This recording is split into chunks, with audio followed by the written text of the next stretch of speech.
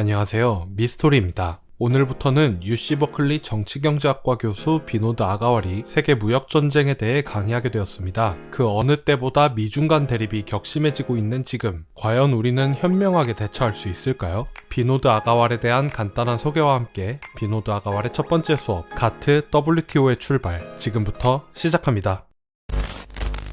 비노드 아가왈은 UC 버클리 정치경제학과 교수이자 에이펙 연구센터 소장을 역임하고 있습니다. 특히 아시아 태평양 지역의 무역 문제에 대해서는 누구보다 전문가라고 할 수 있는데요. 미국의 여러 무역 정책에 영향을 미쳤고, 최근에는 미국과 중국 사이의 기술 충돌에 초점을 맞추고 있습니다. 어쩌면 우리보다 우리 문제에 대해 더 잘 알고 있는 사람일 수도 있겠네요. 비노드 아가왈의 수업에 우리가 나아가야 할 길에 대한 실마리가 있을지 같이 한번 알아보겠습니다.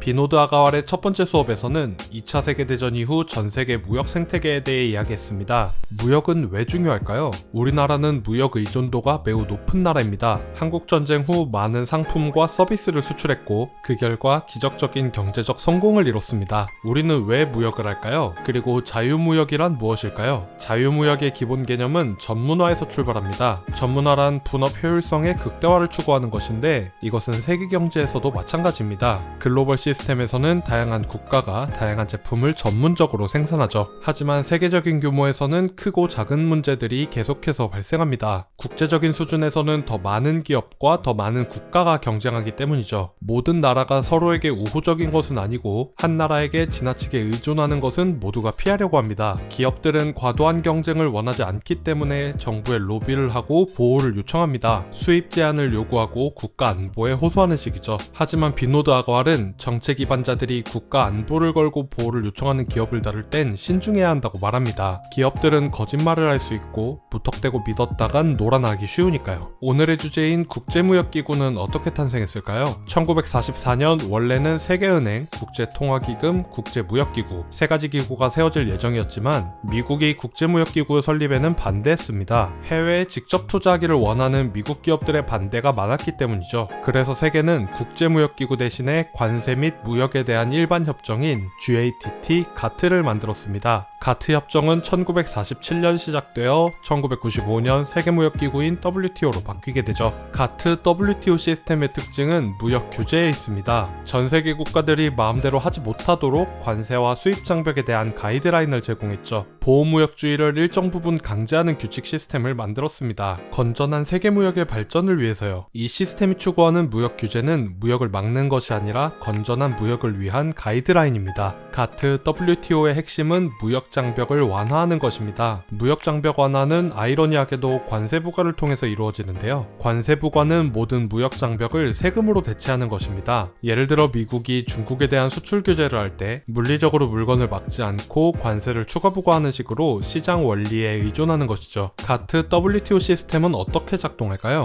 오늘날 WTO 회원국들은 주로 제네바에 모여서 무역 협상을 합니다. 여태까지 많은 협상들이 있었는데, 가장 성공적인 협상은 1986년 시작해 1995년에 끝난 우루과이 라운드였습니다. 125개국이 모여 관세 인하에 대해 논의했는데요. 우루과이 라운드의 성과 중 오늘날까지 영향을 크게 미치는 것이 있습니다. 바로 트립스 협정인데요. 트립스 협정은 지적재산권에 관한 협정입니다. 트립스 협정이 중요한 이유는 오늘날 영화산업과 음악산업 등 문화산업을 보호하기 때문인데요. 창작자들은 자신이 만든 영화, 음악, 책들이 다른 나라에서 불법 복제되는 것을 항상 염려합니다. 이것은 아주 중요한 이슈이죠. 세계는 트립스 협정으로 인해 지적재산권 보호에 대한 방법을 고안했습니다. 우루과이 라운드에서는 제약권을 포함한 산업재산권을 보호하는 방안도 포함되어 있습니다. 그 당시 에이즈 치료제가 필요한 가난한 나라에서는 선진국이 개발한 에이즈 치료제를 구할 수 없는 문제가 있었고, 이것은 큰 논란이 되었죠. 우루과이 라운드와 그 후 협상 과정에서 강대국들은 제약품에 대한 지적재산권 보호 조치를 지연하기로 결정했습니다. 덕분에 보호 조치가 끝난 약들에 대해 복제약 생산이 가능해졌고, 가난한 나라에 많은 생명을 구할 수 있었습니다. 이것은 지금 코로나 팬데믹 시대의 불평등과도 깊은 연관이 있습니다. 지금 미국, 영국, 독일의 제약회사들은 가장 효율적으로 코로나 백신을 생산하고 있습니다. 그런데 많은 국가에서는 코로나 백신을 개발도상국과 공유하고 백신 생산 기업이 특허권을 포기해야 한다고 주장하죠. 이것은 오늘날 가장 큰 논쟁거리 중에 하나입니다. 지적재산권 대 생명권의 대립은 절충이 쉽지 않은 문제라고 비노드 아가왈은 말합니다. 있습니다. 우루과이 라운드의 또 다른 성과는 세계무역기구 WTO라는 무역분쟁 해결기구를 만든 것입니다. 이로 인해 가트는 WTO가 되었죠. 무역에서 다른 나라 때문에 피해를 봤다고 하는 국가가 어떤 절차와 방식으로 세계무역기구에 제소해야 하는지 그 절차와 규칙을 정했습니다. 즉 분쟁 해결을 위한 법적 시스템을 만든 것이죠. 실제로 분쟁 해결기구에는 1995년 이후 600건이 넘는 국제무역 분쟁이 접수되었습니다. WTO가 분쟁을 해결하는 것이 그렇게 쉬운 일은 아닙니다. 분쟁을 일으킨 나라에 경찰과 군대를 파견해서 규칙을 강제할 수 없기 때문이죠. 그리고 우루과이 라운드가 끝난 후 개발도상국에서는 협상 결과에 불만이 많았습니다. 우리나라도 마찬가지였죠. 시민, 환경, 노동단체의 반발이 끊이지 않았습니다. 이후 2001년 도하 라운드 협상이 시작되었지만 금방 터져버렸고 2006년 4차 무역 협상이 연기되는 등 세계무역은 지금 큰 태풍 속에 있습니다. 비노드 아가왈은 이 과정에서 생겨나는 무역 패배자들을 걱정합니다. 무역으로 인해 생계를 잃은 사람들이요. 아가왈은 이들을 구제할 수 있는 적극적인 노동시장 정책이 필요하다고 말합니다. WTO가 결국 분쟁을 해결해 줄 텐데 도대체 무슨 걱정이 있냐고 말하는 사람들도 있습니다. 하지만 WTO가 문제를 해결하기까지는 너무 긴 시간이 걸리죠.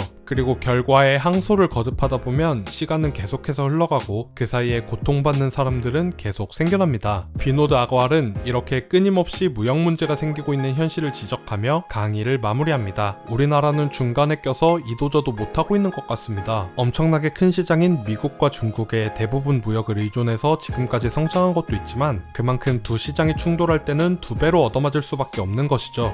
정치적으로 또는 경제적으로 이 문제를 해결할 수 있는 방법이 있을까요? 쉬운 문제는 아닌 것 같습니다. 그럼 오늘도 좋은 하루 되세요. 유바!